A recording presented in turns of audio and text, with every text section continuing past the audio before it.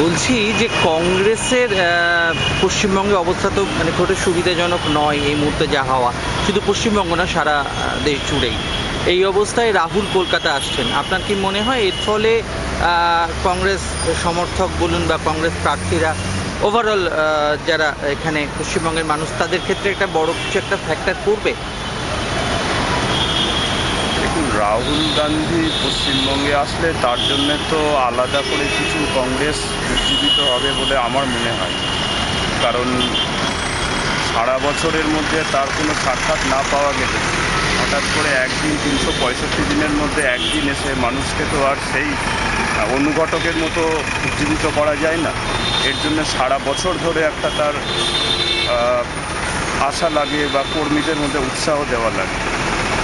এখন কংগ্রেস এমনিতেই পশ্চিমবঙ্গে অবস্থা ততটা সুবিধার নাই, এর মধ্যে রাহুল গান্ধী আসলে খুব একটা তো সুবিধা হবে বলে আমার ব্যক্তিগত মতে সেটা আশা করি।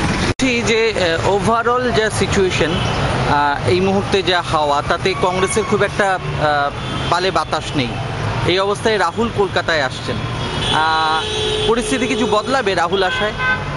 হ্যাঁ, পরিস্থিতি একটু তো বদলাবেই। সর্বভারতীয় নেতা, উনি কলকাতায় আসলে ওনার বক্তব্যে কিছু মানুষ তো নিশ্চয়ই বুঝতে পারবেন ওনাদের স্ট্যান্ডটা, কিছু বদলাবে। কিছু বদল হবে বলে আপনার মনে হয়? আর সাধারণ কংগ্রেস সমর্থকদের মধ্যে কি কোনো বাড়তি উদ্দীপনা তৈরি হবে? উৎসাহ উদ্দীপনা তৈরি হবে রাহুল আসলে, কারণ এখনও তো ওনাকেই সবাই ফেস বলে জানেন। কংগ্রেসের মধ্যে অবশ্যই বাড়তি উদ্দীপনা তৈরি হবে, মানুষের বিশ্বাসও আসবে কংগ্রেসের কাজকর্মের উপরে। রাহুল এলে কিছুটা তো হবে, একটা সত্য হলেও ওদের ওখানে তো রাহুলই তো ভবিষ্যতে প্রধানমন্ত্রী হিসেবে যখন একটা ওরা ইয়ে করার চেষ্টা করছে, তখন কিছুটা তো হবে, মানে খুব বেশি না হলে কিছুটা। আর এক্ষেত্রে আপনার কি মনে হয় যে গান্ধী পরিবারের ইমেজটা কাজ করবে? গান্ধী পরিবারের ইমেজ যতই আমরা এই অস্বীকার করি না কেন, একটা তো আছে, হ্যাঁ, সেটা তো করবে। যতই বলো যে এখন যে পরিবার চলবে না, পরিবারতন্ত্র চলবে না, কিন্তু পরিবারতন্ত্র চলছে, আমরা যতই সেটাকে অস্বীকার করি না কেন।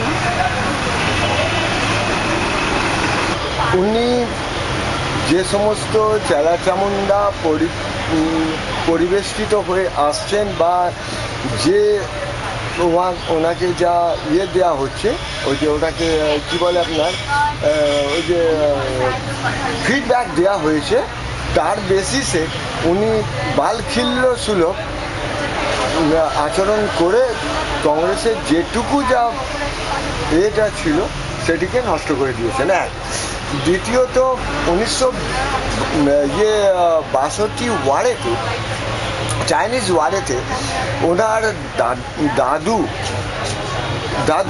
পণ্ডিত নেহেরু যে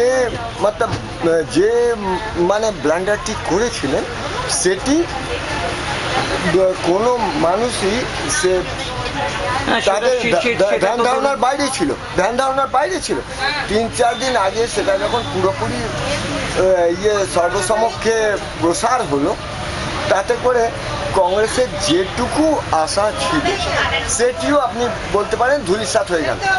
এখন হাজার কিছু করেও কংগ্রেসের পক্ষে বা ইউপিএর পক্ষে কোনো কিছু করা সম্ভবপর নয়, কারণ কি মানুষ এখন এত সজাগ আর এত মানে জাগরুক হয়ে উঠেছে যে যার ফলে আর ইউপিএর ক্ষেত্রে কিছু আর করা সম্ভবপর নয়।